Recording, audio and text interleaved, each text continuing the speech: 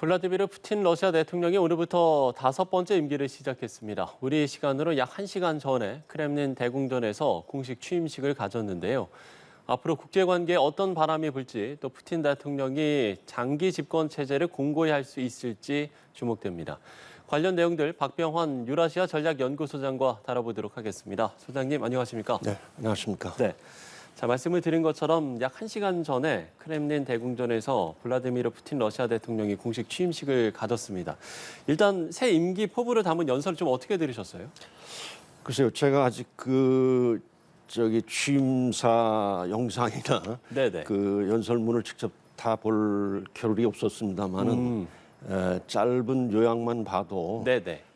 푸틴 대통령의 자신감 그리고 단호함을 보여줬다. 그러니까 자신감이라는 것은 지금 현재 우크라이나 전쟁이 러시아에게 유리하게 전개되고 있고 예. 또 최근 3월에 있었던 대선에서도 압도적인 지지를 받음으로 해서 그런데 그 내부 결속에 문제가 없다는 것을 본인 스스로 확인을 바탕으로 이러한 얘기를 좀 한 것이 아닌가. 그리고 예.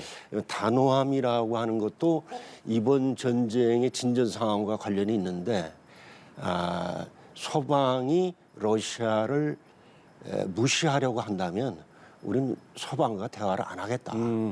그런 그 결의를 보여줬다고 생각합니다. 예.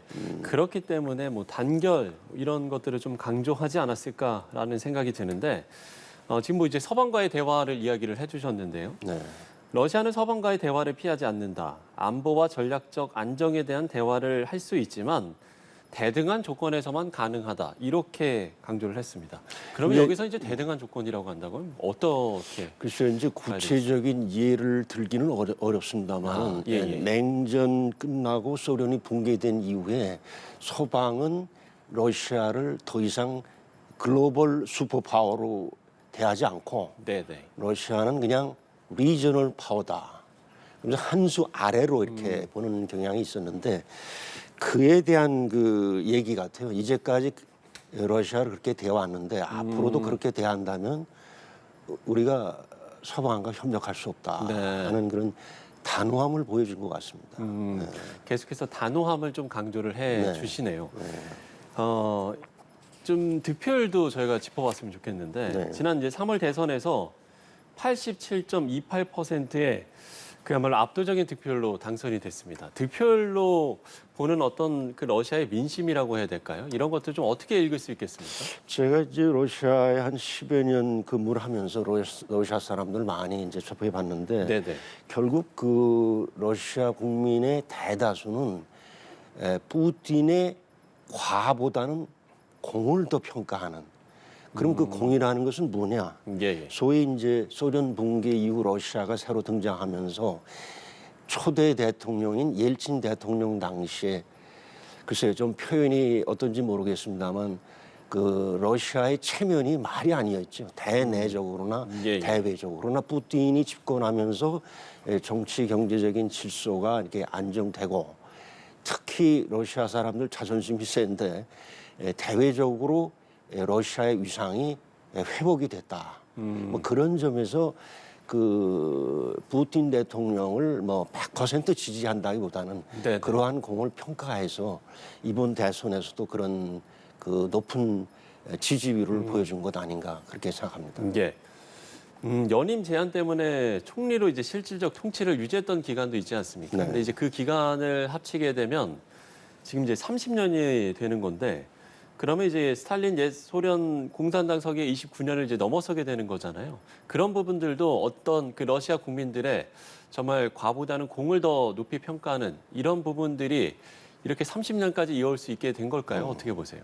글쎄 이제 29년이든 30년이든 그 숫자가 주는 부정적인 뉘앙스에 대해서 아마 말씀을 하신 것 같은데 네네. 그 이제 집권 기간 뭐 네네. 10년이다 20년이다 이렇게 놓고 보기보다는 푸틴 대통령이 과연 그만한 지지를 러시아 국민들로부터 받고 있느냐, 예. 그거를 따져봐야 될 것 같은데 아. 그 점에 관해서는 앞서 그 앵커께서도 말씀하신 것처럼 그 역사적인 기록이라 할 수 있는 높은 투표율에 예, 예. 높은 지지율을 보였다는 것이 그것을 방증하는 것이 아닌가. 그리고 집권 기간만 얘기한다면 예, 예. 독일의 메르켈 총리는 16년간, 영국의 대처 수상은 10년간 집권을 했는데 이에 대해서는 별 얘기가 없습니다. 아마 내각 책임제는 무기한이기 때문에 그런가요? 예. 그래서 그거는 좀 객관적이지 않다. 과연 이 지도자에 대한 지지가 어떠하냐. 거기에 방점을 두고 봐야 될 것 같다. 예. 생각이 듭니다. 지도자의 지지를 좀 방점을 두고 봐야 된다라고 이야기를 해주셨는데 네. 그러면 뭐 장기 집권 이야기도 나오지 않습니까? 장기 집권에 나설 가능성도 높다라고 보세요. 지금의 어떤 러시아 국민들의 어떤 그 민심을 반영했을 때 충분히 가능합니까? 그래서 이제 이 다음번 대선에 또 출마할 거냐. 예, 예. 이제 그런 질문들을 보는데 현행 법상으로는 가능하죠. 그렇죠.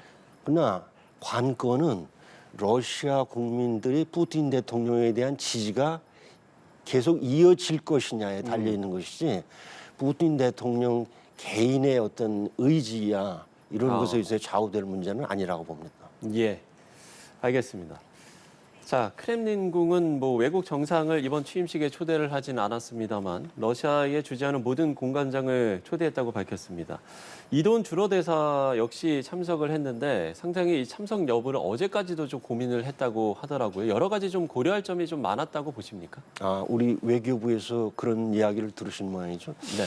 우선 이제 결론부터 말씀드리면 매우 잘한 조치다. 잘한 일이다. 예, 지금 러시아가 대한민국의 적국은 아니지 않습니까? 예. 적국이 아닌데 옆에 이웃 나라의 대통령이 새로 뭐 임기가 끝나서 다시 또 대통령이 됐습니다만 하여튼 취임식을 하는데 그거는 국가 간의 최소한의 예의죠. 예. 그렇기 그래서, 때문에 잘한 일이다. 예, 뭐 어려운 결정을 했다고 하는 그 외교부 아마 당국자가 그런 얘기를 한 것 같은데 글쎄요, 그건 제가 잘 모르겠습니다. 참석 여부를 검토 중이다. 어제까지 이제 검토 중이었다. 이제 이런 이야기였습니다. 예, 알겠습니다. 자, 미국과 대부분의 EU 회원국은 이제 취임식에 불참을 했는데 그러면 이제 러시아는 좀 어떻게 반응을 할까요? 글쎄요, 그 러시아 입장에서는 뭐 그런 줄 아는 거죠.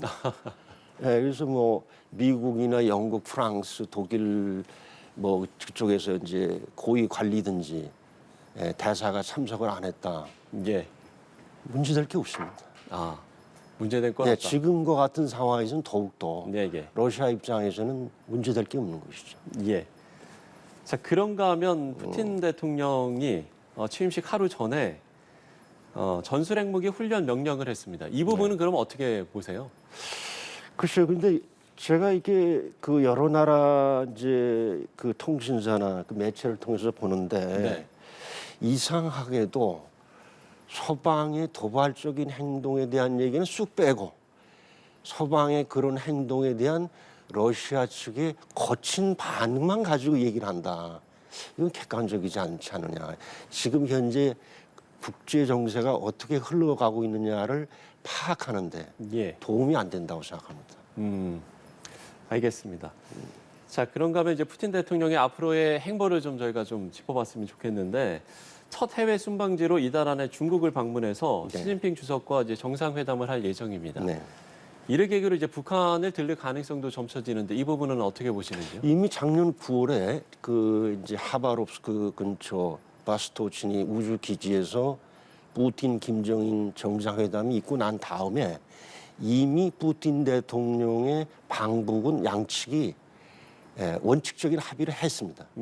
그래서 다만 앞으로 지금 따져봐야 될 것은 중국 방문 직후가 될 거냐 아니면 이와는 별도의 시기에 이루어질 것이냐 그 문제만 나온다고 봅니다. 그게 다른 점은 뭐 어떤 차이점이 있겠습니까? 글쎄 그거는 그 푸틴 대통령의 일정에 관계된 문제지 방중 직후에 방북했다. 예, 예. 아니면 별도의 시기에 방북했다. 큰 차이는 없다고 봅니다. 아, 네. 알겠습니다. 뭐 앞서 이제 러시아가 이제 우리의 적국은 아닙니다라고 이야기를 해주셨습니다만 네. 러시아가 이제 북한과 밀착하는 그런 상황은 글쎄 우리나라와의 또 관계에 있어서는 좀 순탄치 않을 수도 있지 않습니까? 이 부분은 어떤 이야기를 좀 해주시겠습니까? 이미 그 양국 관계가 지난 하반기부터 악화 일로에 있습니다. 예. 그리고 제3자적인 시각으로 봤을 때 러북 간의 밀착이 상당 부분 그간 우리 정부가 지나치게 우크라이나에 경도된 행동을 조치를 해온 결과이라는 게 또 객관적인 얘기거든요. 예. 그래서 우리가 과연 그러면 돌파구 이야기를 하셨는데 이런 질문을 우리가 해야 될 것 같아요. 한러 관계를 훼손해도 좋을 정도로 우크라이나가 대한민국에 그렇게 중요한 존재인가?